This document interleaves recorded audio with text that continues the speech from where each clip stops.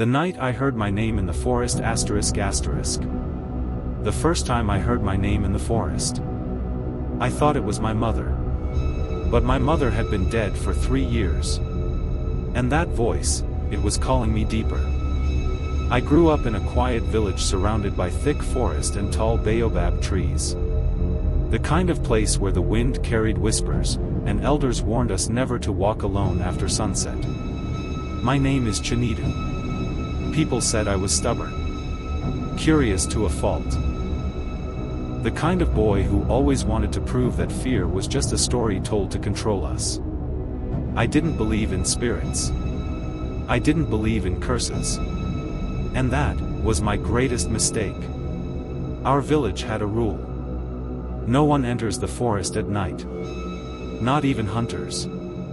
Not even the bravest men. They said the forest changes after dark. That it breathes. That it listens. I used to laugh when the elders spoke.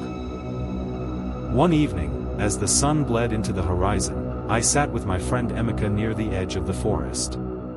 "You still believe those old stories?" I asked him, tossing a stone into the bushes. Emeka didn't laugh. "My brother went into that forest at night," he said quietly. I turned to him. "And?" "He came back, but he was not the same." A chill ran down my spine, but I forced a smile. "You people just like fear too much." Emeka grabbed my arm suddenly. "If you ever hear your name in that forest, don't answer." I pulled away, laughing. But something about the way he said it stayed with me. That night, the moon was full. The kind of moon that makes shadows look alive. I couldn't sleep. The air felt heavy. Still. And then I heard it.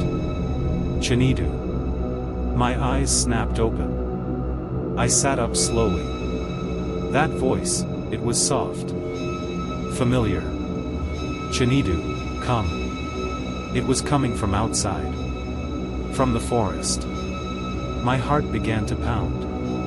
It sounded like her. My mother. I shook my head. No, this is not real. But then it came again. Closer this time. "Chinidu, my son." My chest tightened. I hadn't heard that voice in years. And somehow, I missed it. I stepped outside. The village was silent. No dogs barking. No crickets. Just that voice. Calling me. I walked toward the forest. Each step felt heavier than the last. Something inside me was screaming to stop. But I didn't listen. Because I wanted to believe. I wanted it to be her. The moment I crossed into the forest, everything changed. The air grew cold. Too cold. The trees seemed taller. Thicker. And the darkness swallowed the moonlight. Chinidu.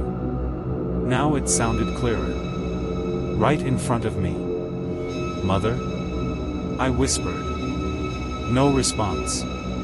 Just silence. But that was just the beginning. I kept walking. Branches snapped under my feet. The deeper I went, the more the forest felt alive. Watching me. Waiting. Then I saw her. Standing between the trees. A woman. Wrapped in white cloth. Her back turned to me. My breath caught in my throat. "Mother, is that you?" She didn't move. Slowly, she raised her hand. And beckoned me closer. Something felt wrong. Very wrong. But I ignored it. I stepped closer. 1 step. 2 steps. And then I noticed her feet. They were not touching the ground. They hovered, just above the soil. My heart froze. "Mother?" I said again, but this time, my voice trembled. She tilted her head slightly. But did not turn around. "Come closer, Chinidu." That voice. It was her voice. But now, it sounded stretched. Twisted. Like something wearing her voice. I should have run. I should have remembered what Emika said. But I didn't. Because I had already come too far. I've missed you, I whispered. And then, she turned. What happened next still haunts me. Her face. It looked like my mother. But not completely. The eyes were wrong. Too dark. Too empty. And her smile. It stretched too wide. Wider than any human smile should. Chinidu, she said, stepping closer without moving her feet. I've been waiting for you. My legs refused to move. My voice disappeared. I called you so many times, she continued. But you never came. I didn't hear you, I stammered. She tilted her head again. But you hear me now. That's when I understood. This was not my mother. And whatever it was, it knew me. I turned to run. But the forest had changed. The path I came from was gone. The trees had closed in. Where are you going? The voice echoed behind me. Now it was no longer soft. It was deeper. Angrier. You answered me, Chinidu, you belong here now. My heart slammed against my chest. I ran blindly through the forest. Branches scratched my skin. Roots tripped my feet. But no matter how fast I ran, the voice was always behind me. Closer. Closer. Chinidu. It was right in my ear now. I fell to the ground. Trembling. I didn't understand it then, but I do now. The forest does not call your name unless it wants something. And I had answered. Suddenly. Everything went quiet. Too quiet. I lifted my head slowly. And there she was. Right in front of me. Closer than ever. Her face now, completely changed. No longer my mother. Just something else. Something ancient. Something hungry. You should have listened, it whispered. Then it reached out. Its hand, long and thin. Not human. It touched my forehead. And in that moment, I saw things. People walking into the forest. People hearing their names. People, never coming back. And some, returning. But not as themselves. I screamed. And everything went black.